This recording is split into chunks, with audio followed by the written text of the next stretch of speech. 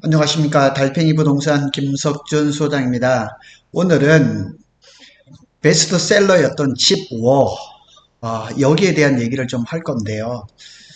크리스 밀러 교수가 이런 얘기를 했습니다. 한국 메모리 수입하던 중국이 반도체에 자립해서 곧 한국이 중국산 칩은 반도체를 쓸 것이라는 이런 인터뷰를 했습니다. 크리스 밀러 교수는 이제 그 몇 년 전에 나와 있던 칩워라는 책으로 그냥 뭐 공전의 히트를 쳤죠.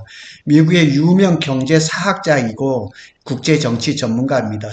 터프츠 대학이라고 잘 안 알려진 것 같은데도 보스턴 쪽에 있는 재정 자립도가 상당히 좋은 그런 학교라고 알려져 있습니다. 22년이니까 딱 2년 됐습니다. 칩워. 이 전쟁의 최후 승자가 누가 될 것이란 이런 책을 많이 펴서 사실 반도체를 뭐 이렇게 공부를 하고 좀 아는 사람은 다 이 책을 보고 있죠. 방금 전에 제가 밖에 나가서 테라스에서 삼성전자 평택 캠퍼스를 찍었습니다. 지금 석양이 묻으면서 많은 기술인들이 지금 5시부터 퇴근을 시작한 거죠. 아주 사무실을 이전하고 나니 이런 게 참 좋습니다. 필요하면 바깥 나가서 찍고 옥상에 가서 찍으면 되니까요. 자, 크리스 밀러가 이런 말을 했어요. 이제 그 인터뷰를 했습니다. 인터뷰를 했는데 그 내용을 좀 한번 보도록 하겠습니다. 12년 전만 해도 중국은 한국 사회가 만든 메모리를 수입했었죠. 지금은 삼성전자, SK하이닉스의 현지 공장뿐 아니라 양찌 메모리 같은 중국 회사가 필요한 반도체를 직접 생산하죠. 그 다음에 뭐 창신 메모리도 있죠. 멀지 않은 미래에는 한국이 중국산 칩을 사게 될 것이다. 삼성전자와 SK가 직면한 문제다. 이런 이제 아주 극단적인 얘기를 했습니다. 그런데 우리가 한번 생각해 보면 뭐 대충 알 수가 있을 것 같아요. 몇 년 전만 해도 정말 중국산을 잘 안 쓰려고 했지만 지금 중국산이 없으면은 뭐 이게 사회가 돌아가지 않을 정도로 수년 전에 그 미국에서 이런 그 다큐멘터리를 한번 본 적이 있는데요. 중국산 없이 일주일 살아가기 결국은 실패했어요. 못 살아가요. 그런 세상이 올 거라는 거. 칩5가 과연 누가 반도체 전쟁의 최후 승자가 될 것인가. 지금은 오늘도 보면 미국에서 상무부에서 중국에 반도체 규제를 또 했거든요. HBM을 또 규제를 해버렸어요. 삼성전자가 HBM 중에서 매출이 30%가 중국에서 일어나고 있거든요. SK는 그런 피해가 하나도 없어요. 왜냐하면 HBM을 전부 다 그냥 엔비디아에다 수출하기 때문에 중국에 수출할 물량이 없거든요. 이 오늘 크리스 밀러가 했던 그 교수하고 인터뷰를 좀 한번 보면서 그 정리를 좀 해보도록 하겠습니다. 글로벌 반도체 공급망에서 지난 몇 년 동안 가장 큰 변화는 중국의 부상입니다. 그래서 우리는 중국을 우습게 좀 알고 좀 설마 좀 잘 할까 했는데 압도적인 투자, 풍부한 내수, 뭐 10몇억, 뭐 13억 뭐 이래 되는 거 강력한 정부 지원을 바탕으로 해서 미국 제재를 뚫고 반도체 기술 리더십을 계속 확보를 해가고 있거든요. 생각지도 못한 것들이 막 나오는 거예요, 그냥. 그래서 밀러 교수는 글로벌 반도체 패권 전쟁을 동시적으로 고찰한 칩5에서 후반부에 3분의 1을 중국에 할애해서 썼습니다. 그래서 밀러 교수는 이런 얘기를 합니다. 과연 한국과 미국, 대만, 일본 등 중국이 세계의 반도체 공급망에서 더 중요한 역할을 하는 상황을 받아들일 수 있을까? 그래서 현재 이들 국가들은 그럴 수 없다는 결론을 내렸지만은 하나하나 무너져 갑니다. 지금 가장 대표적인 것이 뭐 DDR4 이하의 레거시 D램은 지금 경쟁력이 하나도 없습니다. 중국에 다 밀렸거든요. 그것이 현재 미국 주도로 진행 중인 글로벌 반도체 공급망 재편의 본질입니다. 그러니까 서플라이 체인, 반도체 서플라이 체인을 어떻게 미국 주도로 만들고 가고 싶지만 과연 미국이 주도한 대로 끌고 가고 있을까? 참 그거는 우리가 알 수가 없는 겁니다. 자, 이제 한국 반도체 수출에서 중국이 차지하는 비중이 13년 만에 처음으로 30m로 돌아왔어요. 보통 40% 정도는 됐고 20년 5월에는 45.9%였습니다. 대단했었죠. 근데 올해 9월에는 지금 30% 밑으로 내려왔습니다. 근데 월간 지금 수출 통계를 봐도 지금 증감률이 계속 이렇게 2월 달에는 65.7% 갔지만 계속 내리막길로 지금 가고 있습니다. 지금 9월 달에는 마이너스 3%까지 떨어졌거든요. 이게 현실입니다. 그래서 고부가가치의 반도체를 생산하지 않으면 중국과 경쟁이 안 된다. 그래서 여기서 크리스 밀러 교수가 뭐라고 얘기냐면 한국 반도체가 가장 먼저 타격을 받을 것 같아 하고 질문을 넣었어요. 그랬다니까 이 크리스 밀러가 말하기를 한국은 메모리 중심이기 때문에 어쩔 수 없다. 그래서 제가 이 인터뷰 내용을 쭉 보면서 메모리 반도체에서 지금 이길 수 있는 거는 뭐 1A, 1B, 1C 이런 그 바탕으로 한 DDR5, LPDDR5X 이런 쪽하고 그 다음에 우리가 잘 아는 것처럼 HBM의 경쟁력은 아직까지 막강합니다. 중국이 아무리 지금 뭐 그냥 돈이라든가 뭐 이런 거 갖다 쏟아붓는다 해도 HBM을 실질적으로 만들려면 쉽지는 않다는 얘기입니다. 5년 전까지만 해도 중국은 메모리에서 별 경쟁력이 없어요. 하지만 막대한 돈을 쓸어 부어서 지금 뭐 그냥 창신 메모리는 일반 기업 같은 벌써 도산하고 망해서 없을 거예요. 그런데 중국 정부에서 수도 없이 그냥 돈을 그냥 밀어넣으니까 지금 그냥 레거시 반도체는 중국에 다 넘어간 겁니다. 반면 파운드리는 뭐 SMIC라든가 뭐 이런 것들이 있기는 하지만은 중국이 TSMC보다는 여전히 5년 정도 뒤처져 있습니다. 그래서 삼성전자가 안타까운 건 뭐냐면 지금 이 파운드리가 잘 돼야 되는데 파운드리가 잘 돼야지만 당분간 이게 중국에는 EUV가 들어갈 수가 없기 때문에 영원히 못 들어갈지도 모르죠. 아니면 중국에서 EUV를 만들기 전에는 파운드리 경쟁력이 있는데 삼성전자가 여기를 빨리 해야 될 것 같습니다. 그래서 그들이 이 모든 것을 내재화하는 데는 시간이 걸릴 거라고 보고 있는 거죠. 파운드리까지 다 이렇게 할 수 있느냐? 그거는 아직까지는 힘들지 않겠느냐고 보는 거죠. 자, 여기에 보면은 2020년에 이제 통계죠. 중국 매출 상위 10대 반도체 하이실리콘, SMIC 이건 파운드리죠. JCET 뭐 이런 것들 여기는 아직까지 창신 메모리가 없어요. 20년이니까 이제 창신 메모리는 불과 뭐 한 2, 3년밖에 안 됐거든요.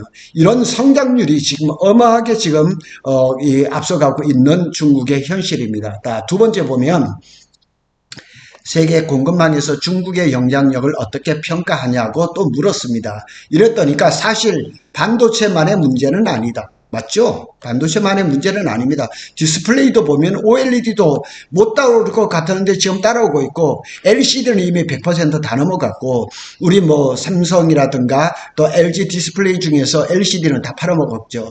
석유화학도 마찬가지죠. 상당히 많이 따라왔죠. 그리고 이제 한국 기업들은 한국 기업들의 생산법을 빠르게 배우고 있어요. 금방 우리나라가 뭐 60년대, 70년대, 80년대 일본을 따라하고 미국을 따라 했던 것처럼 중국 기업들이 한국 물건을 사다가 다 뺏겨가지고 다 만들고 있는 겁니다. 그래서 중국은 일부 최첨단 반도체하고 항공기 엔진 등 몇몇 부분을 제외하고는 거의 자립에 성공했습니다. 뭐 비행기도 잘 만들죠. 스텔스기도 좀 엉성하긴 하지만 만들고 있죠. 심지어 항공모함도 만들고 있잖아요. 좀 안 되긴 하지만. 그런데 안 되긴 하지만 그게 이제 자꾸 노하우가 쌓이면 된단 말이에요. 그래서 중국 반도체 시장 규모 이제 중국 내 반도체 생산 용량 이런 그래프를 봐도 지금 굉장히 이렇게 치솟고 있거든요.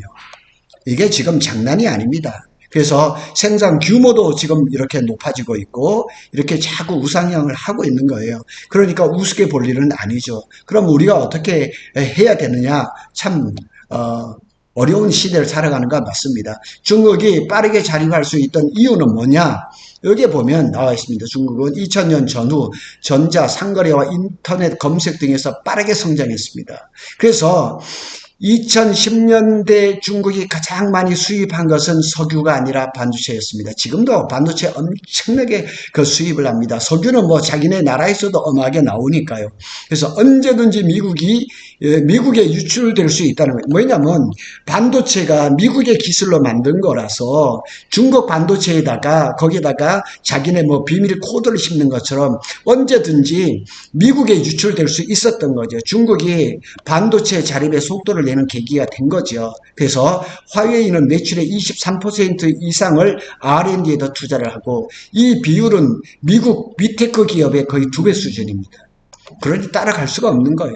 그래서 워낙에 인구도 많으니까 우리 뭐 삼성이나 SK 하이닉스에서 뭐 한 달, 2달이 걸려갈 것, 그날 이내 전술로 이 인력을 갈아 넣으면서 불과 뭐 며칠 사이에 뚝딱 만들어내는 게 중국입니다. 한국이 경쟁력을 회복할 방법은 없을까? 자, 여기 이제 크리스 밀러 교수가 이렇게 얘기합니다. 기술적 차별화가 없는 기업은 치열한 경쟁과 수익 하락을 피할 수 없다. 뭐 기술력 이 외에는 다른 게 없습니다. 그래서 제가 늘 말씀드려요. 삼성전자가 지금 어렵잖아요. 지금 뭐 HBM을 만들려고 지금 뭐 기를 쓰고 하고 있지만은 그거보다도 더 탁월한 반도체를 짠 하고 내놓기 전에는 SK 하이닉스나 아니면은 그 높은 수익을 낼 수가 없거든요. 이런 기업들은 과거보다 훨씬 빠르게 시장 점유율을 잃어갈 것이에요. 그리고 SK 하이닉스가 그럴 가능성을 보여주긴 했다. 이게 뭐냐면 AI 시대에 AI 혁신에 올라타서 혁신적인 부품을 생산할 수 있어야 되는데 그걸 지금 SK가 하고 있거든요. 이 SK는 지금 잘 하고 있어요. 오늘 상무부에서 뭐 중국에 대해서 또 이제 반도체 규제를 또 이렇게 내놨지만은 사실 SK 하이닉스는 타격이 별로 없어요. 삼성전자가 지금 조금 타격이 있고 장비 회사들이 조금 타격을 받는 거죠. 그래서 다른 기업들도 사업 모델을 조정해야 할 필요가 있을 것이다. 기술 변화에 뒤처질 수 있다는 두려움을 항상 가지고 있어야 한다. 그게 역사의 교훈이다. 이런 거죠. 그리고 또 한 가지 변수는 트럼프죠, 트럼프. 트럼프가 당선이 되면서 이 바이든 정부에서도 중국을 되게 규제를 했는데 트럼프는 뭐 이게 칼을 휘둘리는 게 장난이 아닙니다. 그래서 트럼프 당선의 국내 반도체 영향이 아직까지도 여러 가지 뭐 이렇게 예상을 하고 있지만 일단은 인텔의 보조금이 깎였어요. 그래서 칩스법에 따라서 이렇게 보조금이 삼성전자하고 SK 하이닉스의 보조금이 축소될 가능성은 상당히 높고 그 다음에 검증된 최종 사용자 이게 오늘 나왔거든요. 이게 오늘 나왔는데 그거는 제가 내일쯤 아마 그 유튜브를 찍을 예정입니다. 그리고 대중국 제재를 강화해서 중국 반도체 굴기 제약에 따른 반사 이익을 기대한다. 글쎄요, 뭐 규제가 다 이렇게 부정적인 영향은 있는 것은 아닙니다. 긍정적인 영향도 있을 겁니다. 그리고 이제 미국의 반도체 공급망 재편은 성공할까? 미국의 대중 제재가 없었다면 중국의 기술 자립 속도는 우리가 지금 보는 것보다 훨씬 빨랐을 것이고 미국, 한국 등에 큰 타격을 입혔을 것이다. 그러니까 이 대중국 제재가 없었으면은 중국은 그 막대한 자본력을 가지고 EUV라든가 뭐 이런 뭐 장비들을 어마하게 샀을 겁니다. 그런데 바이든 정부에서부터 그 전에 트럼프 정부에서 막고 했다니까 그 이제 그 자립 속도가 조금 늦었던 거죠. 그리고 제가 이제 그 미국의 제가 통화를 하시는 그 박사님도 중국을 잡아야 되겠다고 중국을 반도체 망해가야 되겠다는 그런 말씀도 목소리를 높여 하시더라고요. 그렇게 보면 어느 정도 의도한 목표를 달성했다고 볼 수가 있지만은 삼성전자나 TSMC가 미국의 가장 진보된 2나노 생산 시설을 짓긴 어렵겠지만 바로 아랍답게 3나노 공정을 적용한 것이다. 수많은 AI 반도체가 3나노 공정에서 생산이 될 거예요. 그런데 TSMC는 지금 하고 있는데 삼성전자는 지금 3나노에서 수율이 안 나와서 못하고 있거든요. 그래서 아직까지 중국이 3나노든가 2나노든가 이런 것에 따라오려면 상당한 시간이 필요할 겁니다. 그래서 우리 삼성전자가 빨리 지금 원A, 원B, 원C, D램의 그 수율을 높이고 기술력을 높이는 것도 있지만은 3나노와 2나노의 경쟁을 높이는 것도 상당히 큰 일이라는 사실. 그 다음에 마지막 질문이 최첨단 칩이 TSMC에 집중되는 것도 한국의 위기인데 이 얘기는 이제 파운드리가 뭐 일부 그 유튜브에서 보면은 내년에는 삼성전자가 파운드리 2등이 아니라 3등으로 처질 가능성도 있다고 얘기를 하는데 뭐 전혀 그 가능성이 없는 얘기는 아니거든요. 왜냐면은 중국이 우리 그 뭐 삼성이나 이런 데 줬던 그렇게 파운드리 물량을 중국의 뭐 SMIC라든가 이런 데 자국에 다 줘버리면 우리는 점유율이 떨어질 수밖에 없거든요. 최첨단 반도체 생산의 90%가 대만에 있는 구조라는 것은 분명하다는 거죠. 대만은 중국 침략에 이라는 안보 문제가 걸려 있어요. 중국에서 미사일만 쏘면 그냥 대만에 그냥 다 넘어가거든요.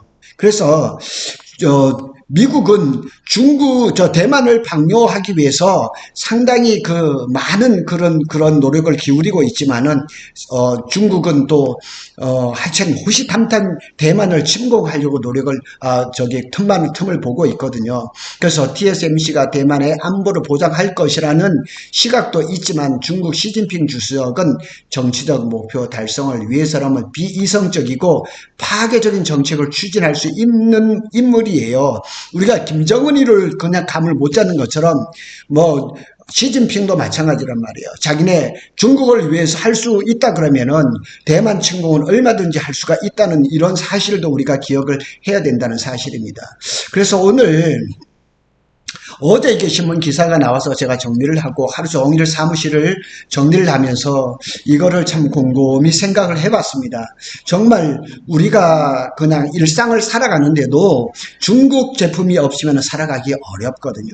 근데 지금 당장은 첨단 반도체는 중국이 뭐 TSMC라든가 삼성전자라든가 SK 하이닉스 걸 쓰지 않고는 견딜 수 없을 거예요. 할 수가 없을 거예요. 그렇지만은 이 범용 메모리 반도체를 하나하나 따라가고 있는데, 이 크리스 밀러 그 교수가 한 것처럼 이 말이 한국 메모리 수입하던 중국이 자립해서 한국도 중국산 칩을 쓸 것이라는 이 얘기가 남의 말처럼 안 들리는 거예요. 이게 그렇게 오래 걸리지 않을 것 같다는 생각이 많이 듭니다. 그래서 우리가 정말 경각심을 가져야 되고, 삼성전자와 SK 하이닉스가 반도체 자립을 위해서 더욱더 노력을 해줘야 되고, 정부는 더 많은 지원과 그런 서포트가 있어야 되지 않느냐 하는 생각이 많이 듭니다. 참 유튜브를 제가 찍고 또 블로그를 이렇게 하면서도 참 많은 생각이 들었습니다. 여기에 보면은 이 많은 기술인들이 지금 여기에 있는 사기를 지금 마무리하기 위해 다 이렇게 와서 이렇게 하고 있거든요. 그래서 삼성전자도 중국에 이렇게 정말 따라잡히는 일을 안 하려면은 5기, 6기 이런 데서 첨단 공사를 빨리 해서 첨단 반도체를 더 많이 생산하고 그래야 되지 않을까 하는 생각이 참 깊이 듭니다. 참 많은 것을 생각하게 하고 답답하다는 생각도 많이 듭니다. 우리 삼성과 SK 하이닉스가 더 좋은 첨단 반도체를 생산해 주기를 간절히 바라겠습니다. 고독 달팽이는 SK 하이닉스와 삼성전자의 반도체 소식을 빠르게 전해드리고 있습니다. 감사합니다.